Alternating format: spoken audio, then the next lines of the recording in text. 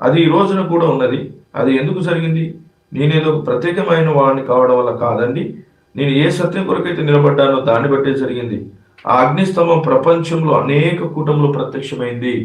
ఈయన ఒక నిజమైన ప్రవక్త, ఈయనను నేను పంపించాను అనడానికి సూచనగా, రుజువుగా దేవుడు తన అగ్నిస్తంభాన్ని ఇచ్చాడు. అదేవిధంగా ఈరోజు మరి అందరితో ఆగిపోలేదు కానీ ఇప్పటికీ ఆ అగ్నిస్తంభం మన అందరితో ఉంది. మరి ప్రతి సంఘంలో ఉంది, వధువు సంఘంలో ఉంది. మరి దానికి ఎవరు తీయలేదు. మరి అది అది అది ఒక సహజాతీతమైన వెలుగు. ఈ కాలంలో దేవుడు దాన్ని చూపించడానికి అగ్నిస్తంభం ఈ కాలంలోనే ఫోటో తీయడానికి దాన్ని అనుమతించాడు. వారు ఏదో చేద్దాం అనుకున్నారు, కానీ దేవుడు ప్రవక్త పక్షాన ప్రత్యక్షమై ఇతన్ని నేను ఏర్పరచుకున్నానని రుజువు చేశాడు.